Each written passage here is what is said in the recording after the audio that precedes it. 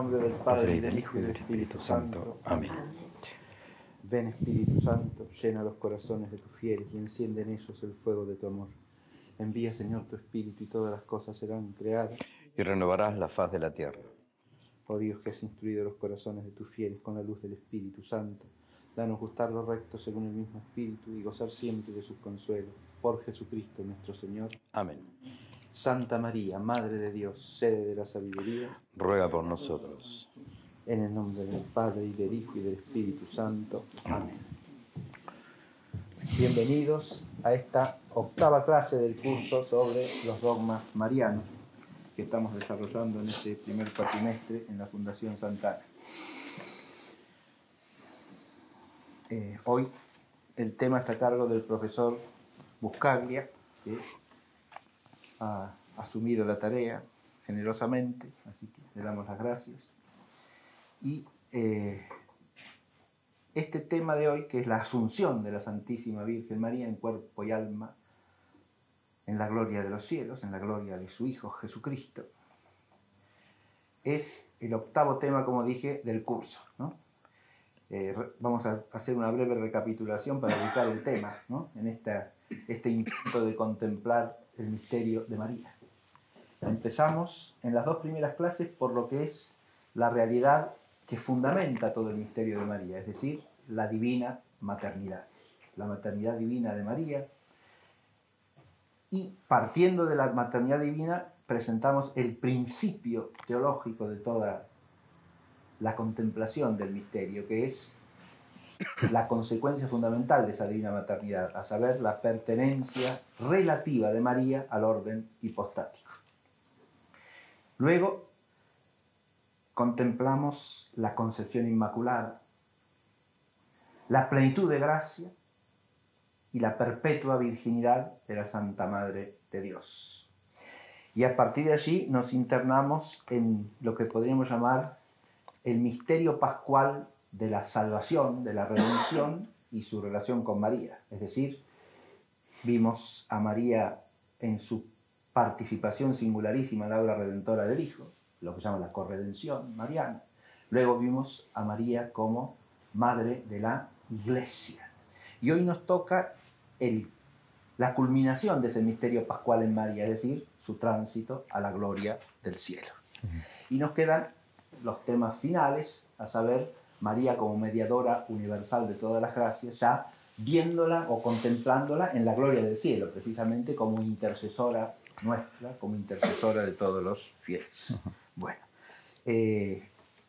profesor, adelante. Muy bien. Bueno. Ave María Purísima. Sin pecado concebida. Buenos días. Muchas gracias por su presencia. Muchísimas gracias por la invitación. Yo cada vez que me toca estar de este lado no siento más que un sentimiento de agradecimiento a la Fundación Santana, que me ha dado tanto y que me sigue dando tanto, no solamente en lo humano, sino específicamente en lo formativo. Sabemos que de este ámbito y de este escritorio han salido obras que nos han transformado para siempre a los que hemos estudiado los misterios de nuestra fe a través de las ciencias teológicas y filosóficas. Así que bueno, de algún modo esto es venir a devolver un granito de arena de todo lo que uno ha recibido y sigue recibiendo.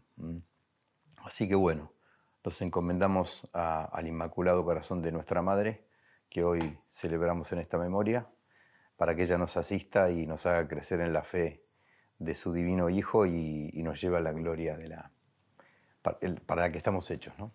Bueno, como decía el profesor, el misterio de hoy, el dogma de hoy, que es de la Asunción, es una especie de coronación o de fruto de todo ese orden que se viene analizando teológicamente en este curso, en el sentido de que, bueno, la transformación gloriosa de los cuerpos en la resurrección, que habla San Pablo en la carta a los Corintios, estimamos en los 2000 años de tradición que ha sucedido en María, y no solamente que lo estimamos, sino que vamos a ver cómo hubo un devenir histórico, sobre todo en la línea de la tradición, en donde esto no solamente no se ha puesto mayormente en duda, sino que se ha creído en el sentido de la fe bimilenaria, y en el siglo XX, a partir de que después de que Pío IX declara el dogma de la Inmaculada Concepción,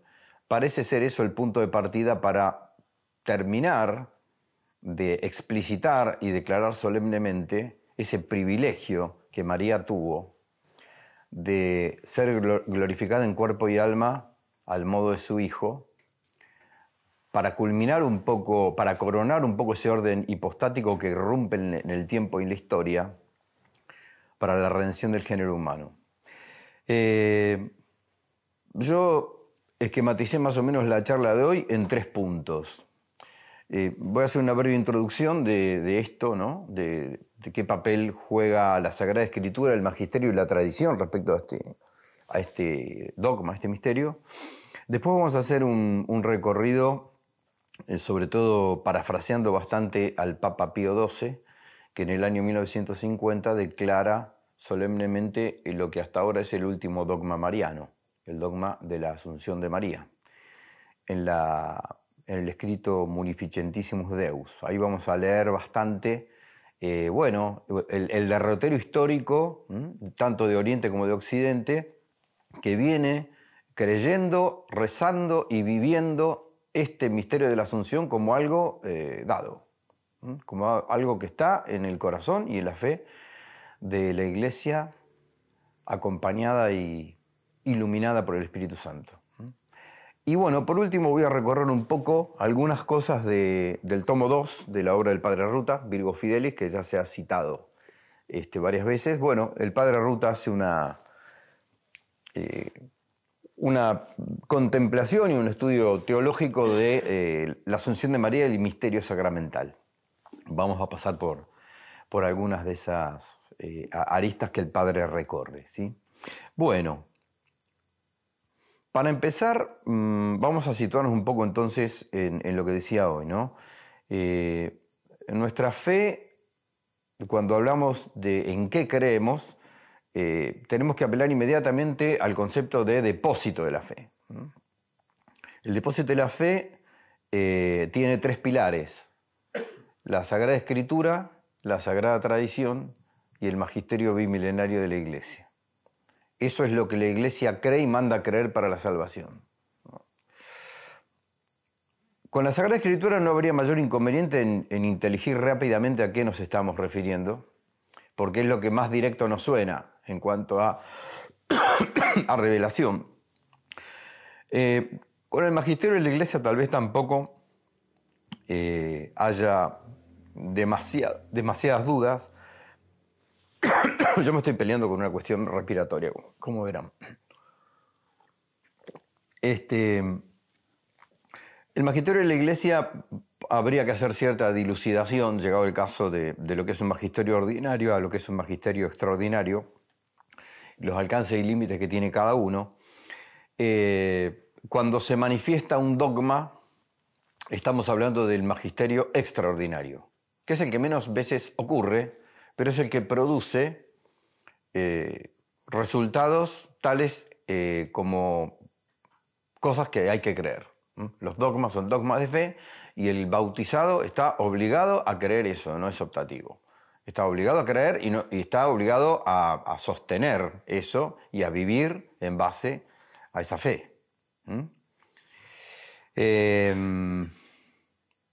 Nosotros que pertenecemos a una cultura muy aferrada a lo escrito, a veces somos muy poco valoradores del oral, y casualmente la tradición de la Iglesia recorre un camino que a veces a los occidentales modernos nos cuesta, en el sentido de que hay toda una corriente a través de los siglos que viene viajando y transmitiendo conocimiento, y sobre todo con el influjo del Espíritu Santo a través de una tradición que no está estrictamente escrita. Es una tradición oral. Cuando damos algo de Biblia siempre explicamos en las introducciones a los alumnos que lo que hoy entendemos como Sagrada Escritura primero vivió y viajó de manera oral y después se escribió. El pueblo no esperó a leer para creer. sino que vino creyendo y en determinado momento se condensa por escrito lo que se está creyendo, ¿no? En nuestro catecismo entendemos por tradición aquella transmisión viva llevada a cabo en el Espíritu Santo, distinta de la Sagrada Escritura, aunque inmediatamente ligada a ella. De ese modo la Iglesia, con su enseñanza, su vida, su culto, conserva y transmite a todas las edades lo que es y lo que cree.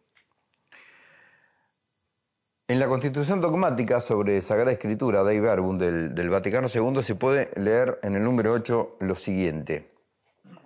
Dios, que habló en otros tiempos, sigue conversando siempre con la esposa de su Hijo amado. Así el Espíritu Santo, por quien la voz viva del Evangelio resuena en la Iglesia y por ella en el mundo entero, va introduciendo a los fieles en la verdad plena y hace que habite en ellos intensamente la palabra de Cristo. Es decir, esta primera parte que vamos a recorrer juntos tiene más que ver con la tradición de la Iglesia. El Papa Pío XII va a mostrar cómo las vías, los canales históricos culminan en el clamor y el pedido de toda una iglesia a mediados del siglo XX en una proclamación solemne de esta verdad, que ya se viene creyendo. Bien, el 1 de noviembre de 1950, en esta Constitución Apostólica, el Papa Pío XII declara: después de elevar a Dios muchas y reiteradas preces y de invocar la luz del Espíritu de la verdad, para gloria de Dios omnipotente, que otorgó a la Virgen María su peculiar benevolencia, para honor de su Hijo Rey inmortal de los siglos y vencedor del pecado y de la muerte, para aumentar la gloria de la misma augusta Madre y para gozo y alegría de toda la Iglesia, con la autoridad de nuestro Señor Jesucristo, de los bienaventurados apóstoles Pedro y Pablo y con la nuestra, pronunciamos, declaramos y definimos ser dogma divinamente revelado que la Inmaculada Madre de Dios, siempre Virgen María, terminado el curso de su vida terrena, fue asunta en cuerpo y alma a la gloria celestial.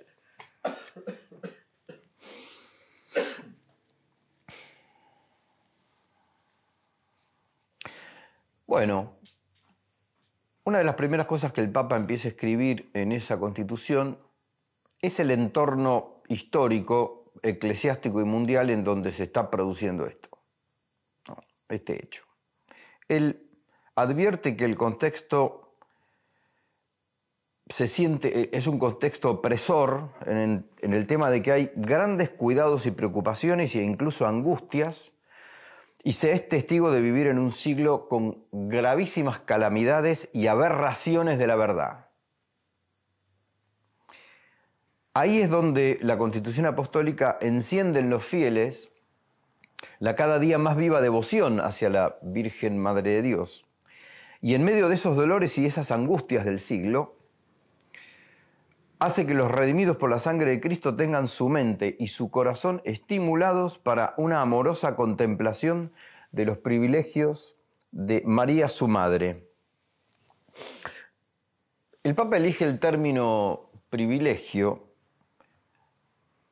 en realidad para que resplandezca como un fulgor nuevo sobre su iglesia, sobre todo un privilegio que el Papa Pío XII da cuenta que se ha empezado a manifestar como tal en la declaración de Pío IX, en el siglo anterior, de la Inmaculada Concepción de María como Madre de Dios. Pío XII admite que lo que se está por promulgar solemnemente es un privilegio entonces que empezaría con esa declaración dogmática de la Inmaculada Concepción. Es el primer privilegio de María que llevaría con su correspondiente privilegio de glorificación en la Asunción. Es decir, por haber vencido el pecado en la Inmaculada Concepción, es que no estuvo sujeta a la ley de permanecer en la corrupción del sepulcro, ni tuvo que esperar a la redención de su cuerpo hasta el fin del mundo. Este sería el fundamento de conveniencia, el fundamento teológico para asumir que el cuerpo y el alma de María son glorificados antes de la resurrección final. La declaración de Pío IX de que María estaba inmune de la mancha hereditaria desde su concepción, avivó en el pueblo de Dios una esperanza de que cuanto antes fuera definido por el Supremo Magisterio de la Iglesia el dogma de la asunción corporal al cielo de María Virgen. Pío XII en este escrito lo hace esto extensivo no solo a los fieles, sino a los representantes de naciones o de provincias eclesiásticas muy importantes. Incluso admite que no pocos padres del Vaticano I, cuando Pío XII habla del Vaticano se está refiriendo al Vaticano I, lógicamente porque el Vaticano II no estaba ni anunciado siquiera. Él dice que no pocos padres del Vaticano I pidieron con una viva instancia a su sede apostólica que se acelerara, de algún modo, la concreción de esta semejante definición, de la asunción de María.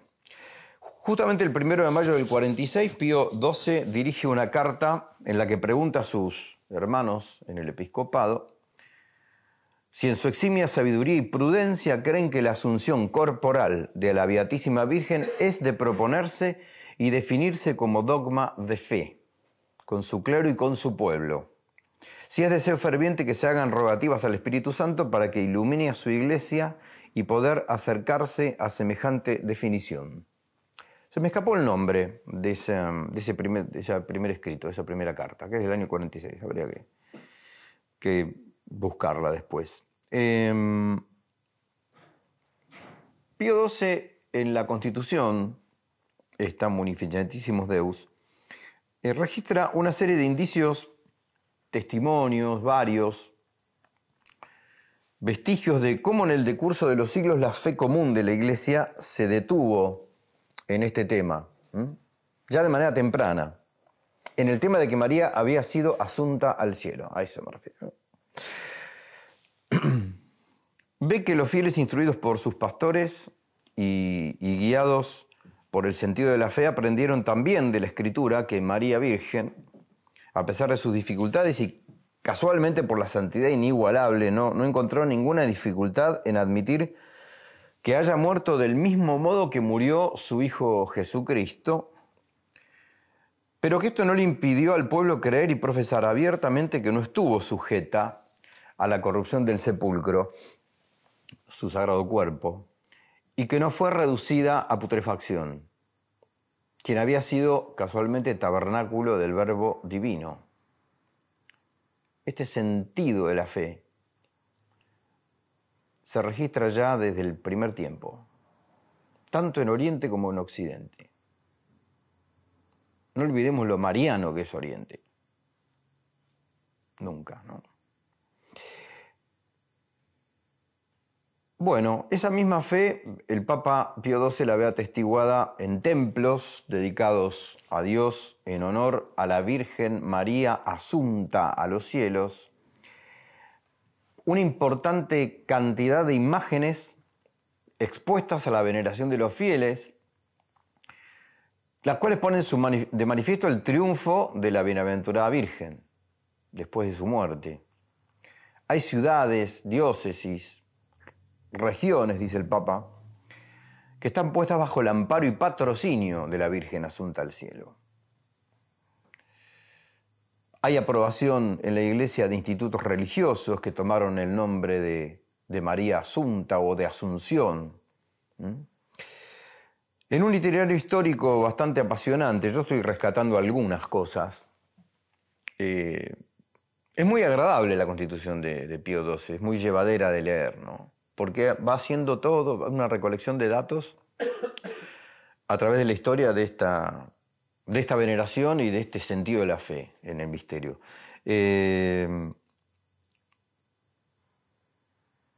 Más cosas que me parecieron dignas de rescatar. en otros aspectos del culto cristiano, ¿no? Por ejemplo, se cita, por ejemplo, el sacramentario gregoriano de Adriano I, que es bajo el emperador Carlomagno, siglo IX, ¿no? En ese sacramentario se lee, textual, digna de veneración es para nosotros, oh Señor, la festividad de este día en que la Santa Madre de Dios sufrió la muerte corporal, pero no pudo ser humillada por los vínculos de la muerte, aquella que engendró a tu Hijo nuestro Señor encarnado en ella. Eso dice el sacramentario gregoriano de Adriano I. Hay otro sacramentario que cita Pío XII, que es el Galicano, en donde también se expresa este privilegio de María, diciendo un privilegio como inexplicable misterio, tanto más admirable cuanto más singular es entre los hombres. También en la liturgia oriental, puntualmente la liturgia bizantina, se asocia repetidamente la asunción corporal de María, no solo con su dignidad de Madre de Dios, sino también con sus otros privilegios, especialmente con su maternidad virginal. Ahí en la liturgia bizantina se puede escuchar algo como: a ti, Dios, el Rey del universo, te concedió cosas que son sobre la naturaleza, porque así como en el parto te conservó virgen, así en el sepulcro conservó incorrupto tu cuerpo y con la divina traslación lo glorificó. Eso es cultura bizantina, rito bizantino, rito oriental. También el Papa Pío XII cita una referencia en el siglo IV, en San Sergio I. San Sergio I prescribió una letanía para una fiesta mariana, que era en realidad una letanía para una cuarta fiesta mariana. Es decir, la fiesta de la Natividad de María, de la Anunciación y de la Purificación tenía su propia letanía. En el siglo IV, San Sergio I prescribe una letanía de la dormición de María. Eso está en el Liber Pontificalis. También San León IV quiso añadir a la fiesta que ya se celebraba bajo el título de la Asunción de la Bienaventurada Madre de Dios, una mayor solemnidad, prescribiéndole una vigilia y una octava a la fiesta. Todo eso también en el Liber Pontificalis. Bueno, nosotros sabemos, y también hemos escuchado en este curso, ¿no?, que la liturgia no crea la fe, sino que la supone. Los santos padres, los grandes doctores, en sus homilías, en sus discursos, no reciben de la liturgia como primera fuente de la doctrina, sino que en realidad hablan como cosas ya conocidas y admitidas por los fieles.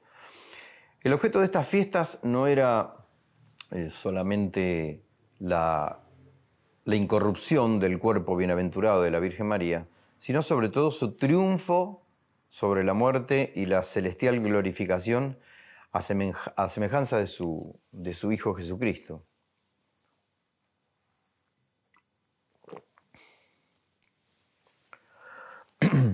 Sigo citando al Papa Pío XII.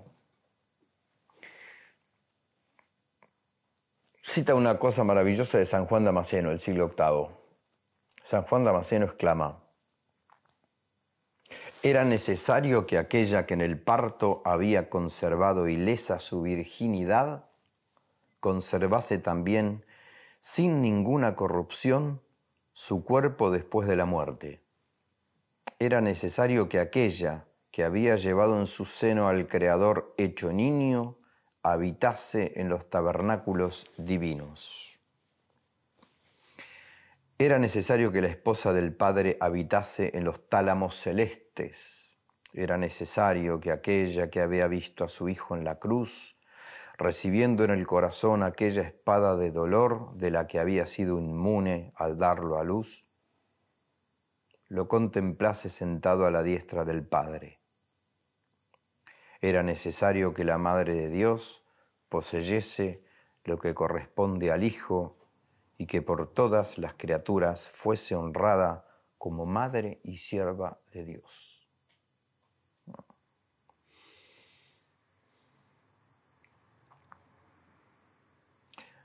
Algo similar encontramos citado siempre por el Papa en San Germán de Constantinopla, siglos VII y VIII. Cita textual de San Germán. Tú, como fue escrito, apareces en belleza y tu cuerpo virginal es todo santo, todo casto, todo domicilio de Dios. Así también por esto es preciso que sea inmune de resolverse en polvo, sino que debe ser transformado en cuanto humano hasta convertirse en incorruptible y debe ser vivo, glorioso, incólume y dotado de la plenitud de la vida. Inmediatamente hay otro autor antiguo citado que también dice: como gloriosísima Madre de Cristo, nuestro Salvador y Dios, donador de la vida y de la inmortalidad, y vivificada por Él, revestida de cuerpo en una eterna incorruptibilidad con Él, que la resucitó del sepulcro y la llevó consigo de modo que solo Él conoce. Bueno, tenemos un sentido de la fe en el pueblo de Dios manifestado de diversas maneras. Con irrupción en la liturgia, con poética de santos y de hombres iluminados preclaramente por el Espíritu Santo que no hacen más que dar testimonio de lo que les es de algún modo revelado. Particularmente, personalmente, pero se va creando, esto es lo que intenta mostrar el Papa, una atmósfera que puede llegar a tener disputas y discusiones teológicas, pero hay un sentir que avanza y es permanente. Y que cuando llega el siglo XX no aparece más que la necesidad de una vez por todas de declararlo solemnemente como rúbrica, como final de algo que acompaña al pueblo de Dios desde que el Señor ha ascendido.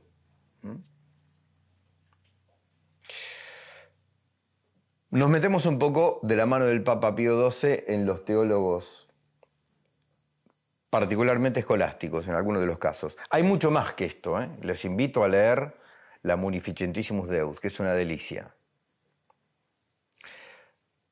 Bien, en los teólogos escolásticos se mostró siempre el acuerdo entre la fe y la razón teológica, ¿no? Ellos exponen de relieve el privilegio de la Asunción de María, concordante con las verdades enseñadas por la Sagrada Escritura. Es así que ven el germen en la Biblia que Jesús había querido la Asunción de María al cielo por su piedad filial hacia ella, hacia su madre. La dignidad incomparable de la maternidad divina se sigue a su insigne santidad, que es superior a la de todos los demás seres humanos e incluso a la de los ángeles, la santidad de María. Hay una íntima unión de María con su Hijo en base al amor sumo que Jesús tiene hacia su Madre dignísima, ¿no? Es común encontrar en teólogos y oradores que partiendo de lo que habían establecido los santos padres respecto a este misterio, para ilustrar la fe en esta asunción, toman con cierta libertad hechos y dichos de la Sagrada Escritura.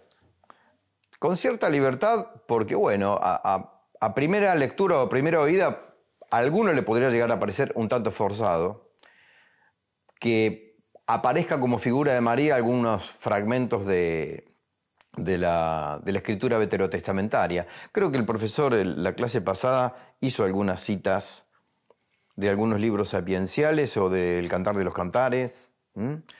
Vamos a ver qué recoge Pío XII de teólogos escolásticos en referencia a qué anticipo o prefigura puede haber de ese privilegio de María en mujeres o en figuras del Antiguo Testamento. Voy a citar algunas solamente. Por ejemplo, se cita al salmista: ven, oh Señor, a tu descanso, tú y el arca de tu santificación.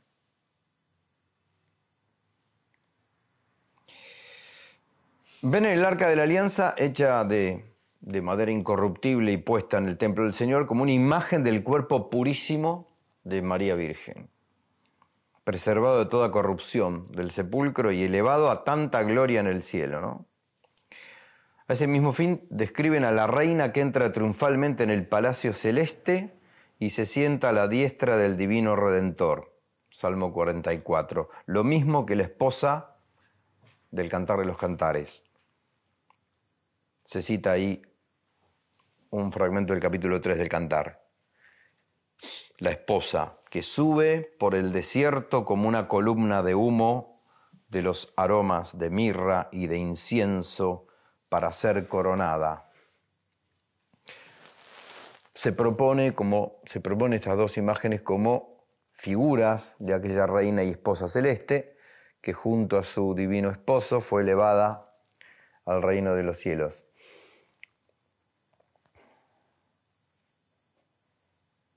Por supuesto, esto también se tocó en dos ponencias anteriores a la mía, la referencia de María a la mujer vestida de sol de Apocalipsis 12, ¿no? Que el apóstol Juan contempló en la isla de Patmos. Del mismo modo, estos filósofos escolásticos han visto en el Nuevo Testamento, en Lucas, por ejemplo, ¿no? Dichos que consideran el particular interés en las palabras, por ejemplo, Dios te salve María, llena de gracia, el Señor está contigo, bendita tú eres entre todas las mujeres, porque ven en el misterio de la Asunción un complemento de la plenitud de la gracia. Si se me permite, una consecuencia de la plenitud de la gracia. Eso en oposición a la maldición de Eva. Creo que la clase anterior terminó con ese tema. ¿No?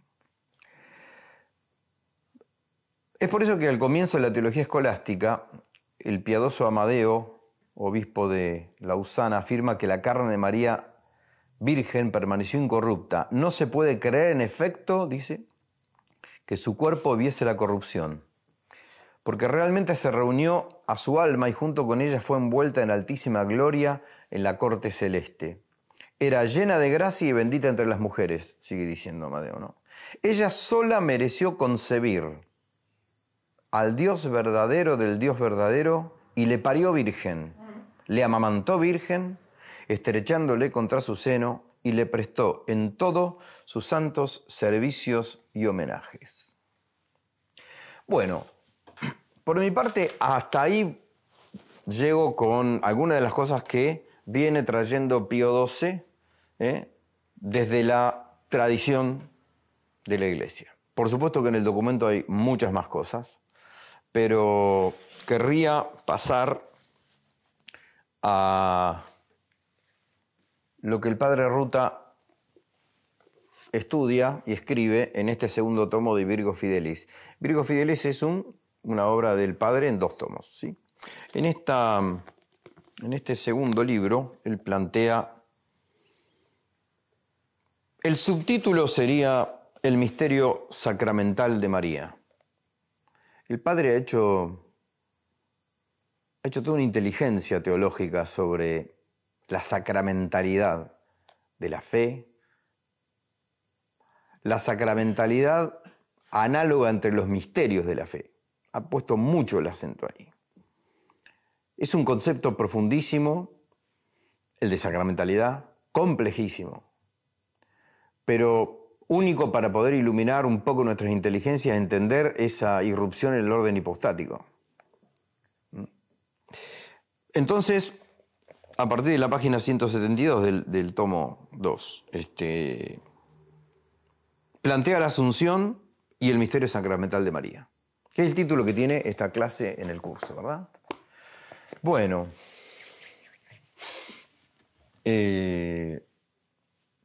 voy también a tocar algunas cosas, 3 o 4 relaciones que hace el Padre Ruta con la Asunción de María. La primera es la Asunción y el misterio sacramental, la segunda la Asunción y la virginidad de María, luego la Asunción y la Inmaculada Concepción, y para terminar, la Asunción y la resurrección de Cristo. Insisto que el Padre ahonda en otros temas también, relacionando la Asunción con el misterio sacramental, ¿no?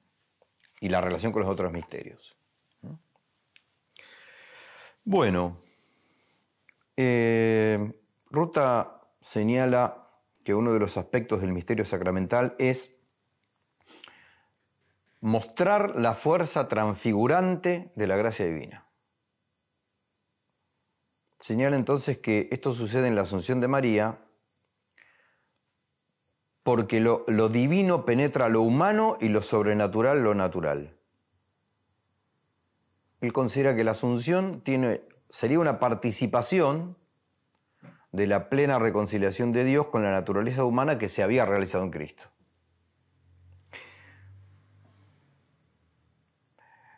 Veamos la relación que hay entre el misterio de la maternidad y el misterio de la Asunción.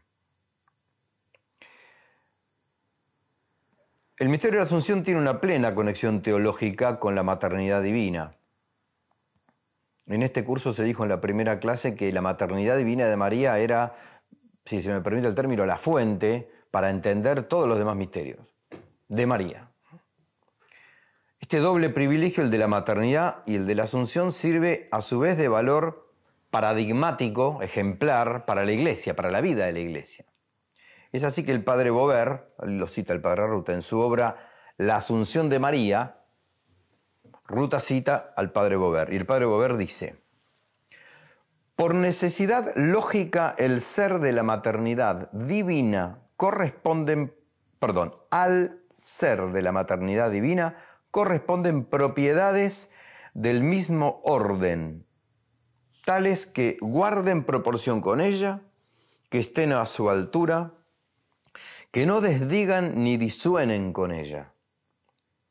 Consiguientemente, la glorificación de María debe ser tal que guarde proporción con su dignidad de Madre de Dios. Sigue el padre Bover. Y tal es la glorificación consumada, única, que no solo está a la altura de la divina maternidad o está a tono con ella, sino que cumple la ley providencial de la medida proporcional. Entre maternidad y Asunción, entonces hay una afinidad de base, ya que la glorificación está constituida por 2 elementos esenciales, señala el padre Ruta, ¿no? Por la vida y por la corporeidad. La glorificación está constituida por vida y por corporeidad. Son esenciales e intrínsecas estas dos, en principio la maternidad divina.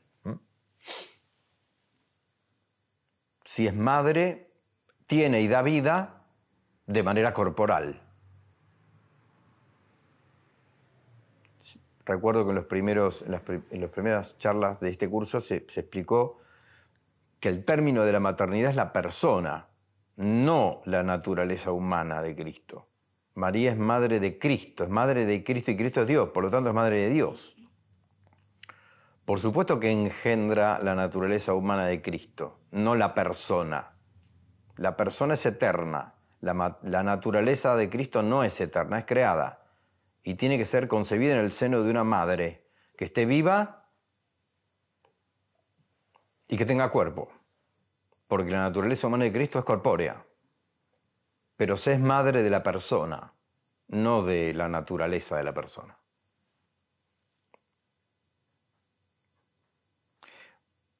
Es decir, la corporeidad de la primera, la corporeidad de la maternidad, deriva en la corporeidad de la segunda, es decir, de la asunción.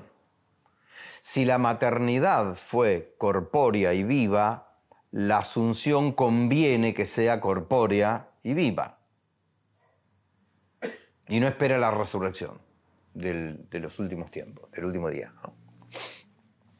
La carne de Cristo, esto lo sigue diciendo el Padre Ruta,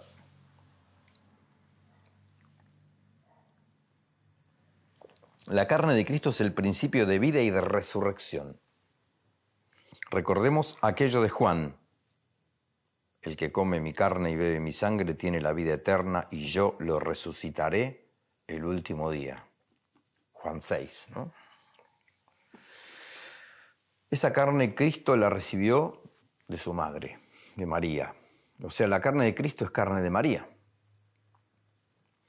Podemos preguntarnos qué inconveniente hay en que esa misma carne sea principio de vida eterna y de glorificación para María.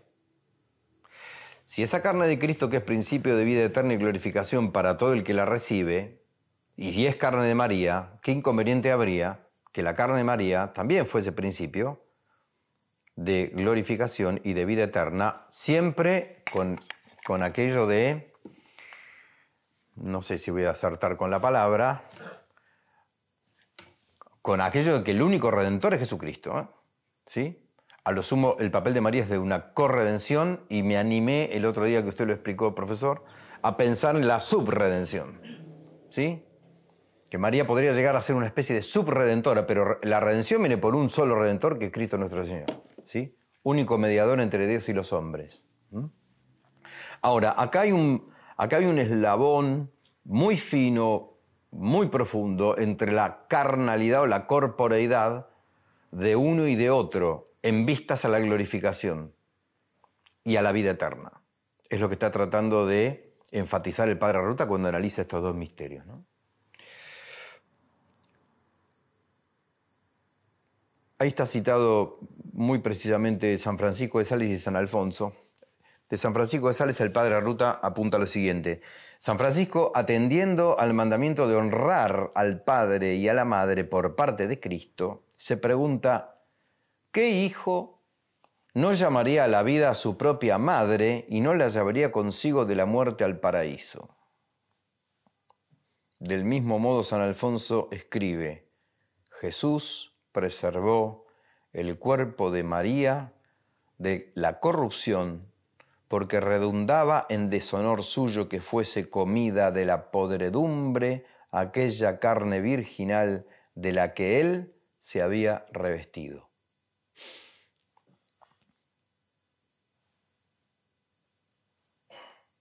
Lo que no está en paréntesis, ¿no? Lo que no está claro, y sí es motivo, creo, de disputa, es si María, si murió, si no murió, si se durmió, si fue asunta al cielo inmediatamente, si hubo un tiempo, como hubo con Cristo, que reposó en el sepulcro su cuerpo unos días y después resucitó y fue elevado. Fue elevada, María es elevada. Cristo se eleva por sí mismo. Es un detalle interesante, por ejemplo, yo no lo voy a abordar hoy, pero es que la diferencia entre ascensión y asunción, ¿no? Sí. Bueno, esos temas dan para disputas teológicas, para opiniones y para discusiones, ¿sí? Pío XII no se mete en eso, en toda la Constitución. Más allá de la declaración solemne, tampoco aborda el tema en la Constitución dogmática, ¿no? Bien. Lo leo un poquitito más a Ruta para terminar con este primer misterio. Siguiendo con la consideración de la Asunción y el misterio sacramental, podemos considerar también que la maternidad de María sea soteriológica, es decir, que tenga que ver con la teología de la salvación. Así pues, la glorificación consumada es el fruto de la obra redentora, dice Ruta. Y los efectos han de hallarse virtualmente en las causas. Es decir, la causa goza anticipadamente de los frutos.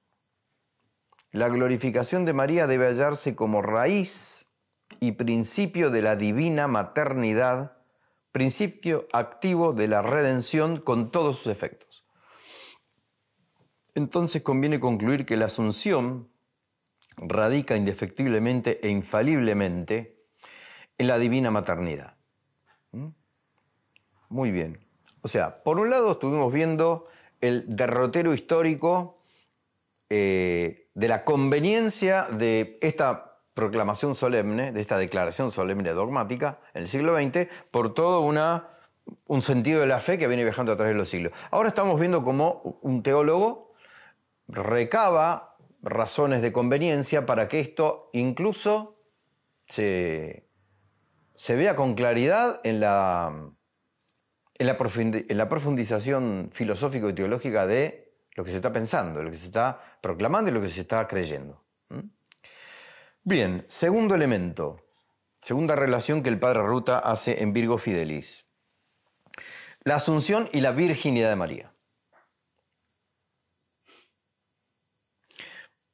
Bueno, si a la virginidad de María no se la toma como genéricamente, sino como un misterio que milagrosamente une esa virginidad con su maternidad, tema que vimos recién, se afirma con Santo Tomás, Cayetano y Suárez aquello de que la maternidad de María y su virginidad tocan los confines de la divinidad. Esto señala el padre Ruta, ¿no? Así la virginidad es condición de la divina maternidad. La virginidad es condición de la maternidad divina. Frecuentemente algunos santos padres dicen, ni Dios podría nacer sino de una madre virgen, ni una madre virgen podría engendrar sino a Dios.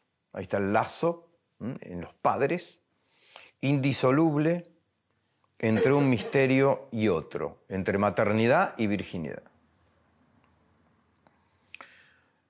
Esta maravillosa virginidad maternal es gloria de la carne santificada de María, por lo tanto su carne debe ser glorificada de un modo tal que responda a la gloria soberana de esa virginidad, y esto no se da sino en la Asunción de María. En la Asunción de María.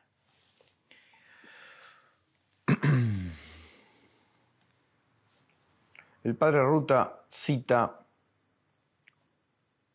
varios notables teólogos, San Agustín, Santo Tomás, y advierte que vieron la conveniencia de la virginidad de María durante el parto para que la sanación pudiera venir sin corrupción alguna.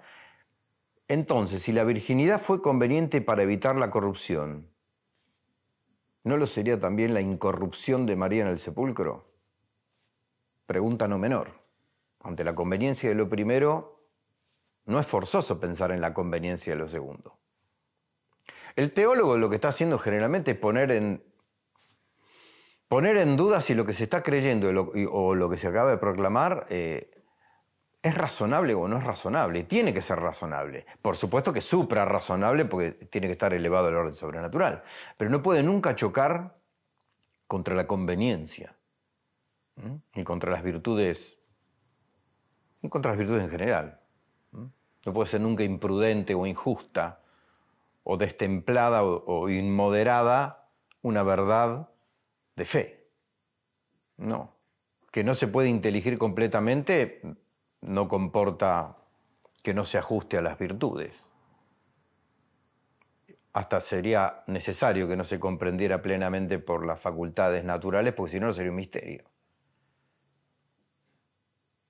Algún profesor de teología alguna vez nos preguntó en una mesa de examen, ¿no? ¿Usted entiende perfectamente el misterio del Verbo encarnado? Sí, decía uno. Mal. Vaya a estudiar. Si lo entendería perfectamente no estaría frente a un misterio. Y no, si está frente a un misterio lo entiende, sí, pero en parte, y claro. No hay ningún profesor de esos presente acá, ¿no? No estoy haciendo alusión a nadie. Por lo menos de los que me tocaron a mí con ese tipo de preguntas, no sé. Bueno. Tercero, Asunción e Inmaculada Concepción. Asunción e Inmaculada Concepción. Bueno, la Inmaculada Concepción lo explicó esto magníficamente el padre Gabriel Delgado.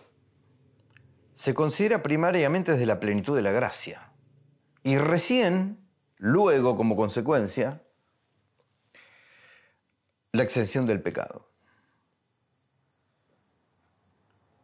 Precisamente en esta plenitud radica la conexión entre Inmaculada y Asunta. Es decir, una plenitud inicial en María que termine en su glorificación corporal. En la consideración general de los teólogos habría habido un crecimiento en María por todos sus actos durante su vida que la llevara a superar la gracia de todos los ángeles y de todos los santos juntos. Así el término sería la asunción como coronación de toda esa plenitud, mientras que la Inmaculada Concepción sería el inicio de esto, ¿no? Así la gracia sería germen de gloria, pudiendo llamarse aquella original y primicial, y como tal reclamar las primicias de la resurrección después de la resurrección de su Hijo, de la resurrección de Cristo. En cuanto a la visión o bienaventuranza celestial, señala el padre Ruta, y el gozo que de ella resulta, al ser proporcionada al grado de gracia y de caridad que precede a la entrada en el cielo, la visión de María supera a la de todos los ángeles y santos reunidos por ser Madre de Dios, mediadora universal, corredentora y reina de todos los ángeles y santos, así como de todo el universo. Con esto se puede afirmar que solo Jesucristo es superior a ella en gloria, solo Jesucristo. De ella entonces se deduce la participación mayor que la de cualquier otro bienaventurado en el reino universal de su Hijo sobre la tierra. A todo esto se puede añadir un conocimiento más íntimo de la humanidad gloriosa de Cristo, así como el ejercicio de la mediación universal de María y el culto de hiperdulía que recibe como Madre de Dios. El padre Ruta, en su tratado sobre Virgo Fidelis, en el tomo 1, afirma: se le atribuye también de manera eminente la triple corona de los mártires, de los confesores de la fe y de las vírgenes, pues sufrió como nadie, y más que todos en la pasión de su Hijo, instruyó a los apóstoles de una manera privada e íntima y conservó perfectísimamente la virginidad del alma y del cuerpo. Por último, María posee la gloria del cuerpo y radiación de la del alma, en grado proporcionado a su santidad. ¿Ven? Es inconveniente que se hubiera glorificado una cosa así y una cosa no en María.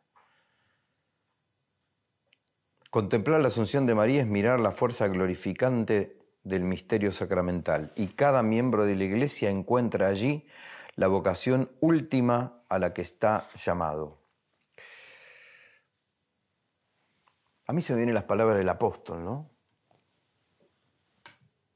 Sin la resurrección vana es nuestra fe. Si no hubiera habido resurrección, seríamos los más desgraciados de los hombres. Sabemos que Cristo está resucitado,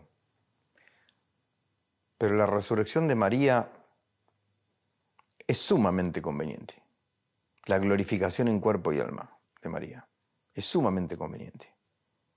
Como Madre de Cristo y Madre nuestra y Madre de la Iglesia. Bueno.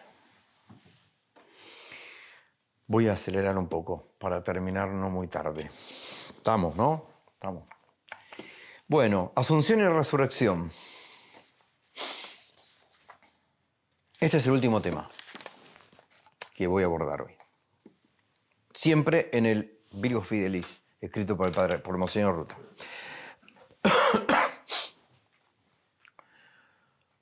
Bueno, teniendo en cuenta la teología paulina respecto a la resurrección, para poder abordar la conexión íntima que hay entre asunción y resurrección de Cristo, San Pablo instruye a las comunidades respecto a la transformación gloriosa del cuerpo, del propio cuerpo. Los corintios parece que le mandan a preguntar cómo va a ser la resurrección.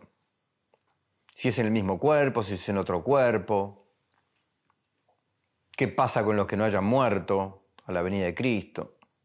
San Pablo responde que el cuerpo es el mismo, transformado gloriosamente.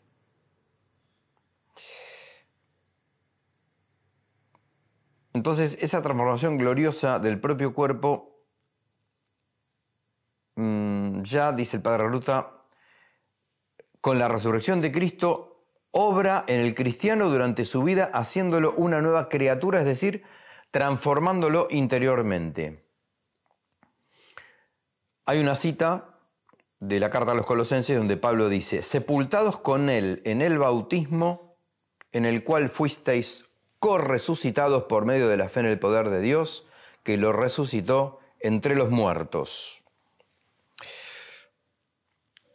En la discusión de algunos exégetas estaría disputada la noción de si el cristiano ya está resucitado o va hacia la resurrección, casualmente por otros pasajes del apóstol, ¿no? Porque, por ejemplo, en Colosenses 3, San Pablo dice: ya que habéis resucitado con Cristo, buscad los bienes del cielo, donde Cristo está sentado a la diestra de Dios.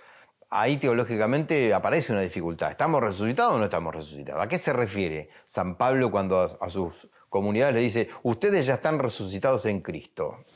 ¿En qué sentido? ¿En el sentido corporal de la glorificación de María? No, evidentemente. Tenemos evidencia cotidiana de que nuestro cuerpo no está resucitado ni en estado de gloria. No. Esta tos que yo tuve hoy temprano muestra que no. Muy bien. Sigo un poquito con San Pablo, es decir, con las distintas visiones que se puede tener respecto a la resurrección. En la carta a los Efesios, el apóstol parece dilatar temporalmente la consumación final de la resurrección. En Efesios 2, 4, 7, San Pablo dice: Dios, que es rico en misericordia, por el gran amor con que nos amó, estando nosotros muertos por el pecado, nos covivificó juntamente con Cristo y nos corresucitó y juntamente nos hizo sentar en los cielos en Cristo Jesús, para mostrar en los siglos venideros la excelsa riqueza de su gracia, su bondad para con nosotros en Cristo Jesús.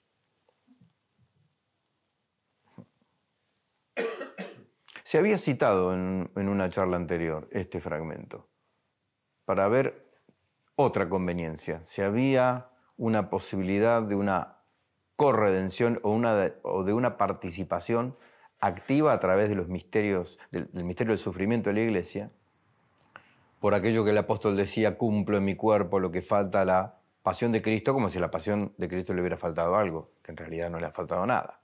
¿Qué quiso decir Pablo con eso, no? Nuestra redención futura se prepara desde ahora, podríamos decir, a partir de su potencia actual, que es una prenda de resurrección futura, primicia de una herencia celestial, en la que el Espíritu nos asegura la liberación de la muerte y de la corrupción, como lo expresa Pablo a los Romanos, eso dice Ruta, ¿no? El apóstol tiene una clara dimensión dinámica de este misterio, en donde del bautismo a la resurrección, el camino del cristiano es ir muriendo y resucitando en Cristo y con Cristo. Esa dinámica misteriosa, muriendo y resucitando. La segunda carta a los Corintios de Pablo es una cosa, capítulo 4, capítulo 5, ¿no? Aquello. Por eso, dice Pablo, no desfallecemos, porque aunque nuestro hombre exterior vaya decayendo, nuestro hombre interior se renueva de día en día. Eso, de fondo hay que tener la idea del cuerpo glorificado de María como cabeza de la Iglesia y como madre de los cristianos. Este morir y resucitar que dice Pablo, morir y resucitar cada día, me animo a agregar, ¿no? En el tiempo de la Iglesia, que tenga como cabeza paradigmática y ejemplar una corporeidad ya glorificada en la Santísima, que es María, en la Reina de todos los ángeles y de todos los santos. Todo esto respecto a la Asunción de María nos tiene que advertir, dice el Padre Ruta, que ella es criatura humana necesitada de salvación y llamada a transformarse en el cuerpo místico de Cristo. Ella ha sido redimida plenamente y es miembro sobreeminente y del todo singular en la Iglesia. Casualmente su asunción anticipada es término y expresión de esa singularidad y sobreeminencia. Pensémoslo también así. Si todo el cuerpo místico de Cristo está llamado a asemejarse a Cristo, ¿cuánto más María? Vuelvo a citar el último Vaticano. La Lumen Gentium dice: la Virgen María, preservada inmune de toda mancha de culpa original, terminado el curso de la vida terrena en alma y cuerpo, fue asunta a la gloria celestial y enaltecida como reina del universo, para que se asemejara más plenamente a su Hijo, Señor de los que dominan y vencedor del pecado y de la muerte.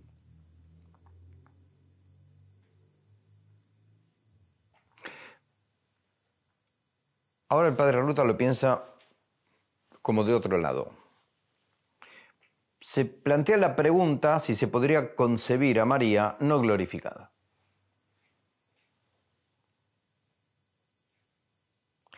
Él dice, se le podría ortodoxamente responder que siendo madre de los que llevan en sí el germen de la resurrección, su asunción podría cumplir con mayor perfección esa misión maternal.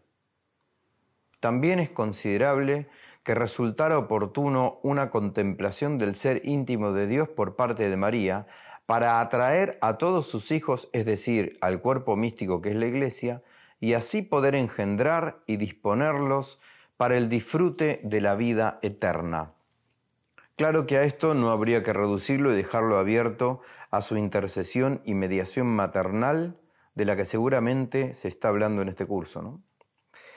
Porque la causalidad instrumental física de María en la comunicación de la gracia es perfectamente compatible con su humanidad glorificada. Sin olvidar que el primer instrumento es la humanidad glorificada de Cristo, sería de cierta inconveniencia teológica prescindir de la glorificación de María como mediadora de la comunicación de esa gracia.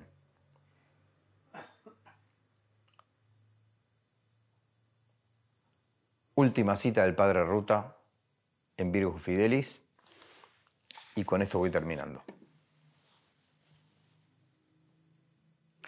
La Asunción de María muestra en todo su vigor esta unidad del misterio de la resurrección, resucitada en y con Cristo, se constituye en la Asunción en la epifanía principal del acto único y soberano del Padre, resucitándonos en el mismo acto por el que resucita a Cristo. María Asunta es la primera, trascendente y definitiva realización de la Iglesia, cuya personalidad colectiva no se realiza sino en personalidades individuales. Bueno, invito a leerlo al Padre Ruta. No es fácil, pero es legible y es un deleite, ¿sí? En estos dos tomos a mí me resultan insondables. O sea, aparte es un autor que remite permanentemente a otras fuentes, y penetra, después vuelve. Sumamente recomendable para cualquier hijo de María. Bueno, nada más, muchísimas gracias y feliz memoria del Inmaculado Corazón de nuestra Madre.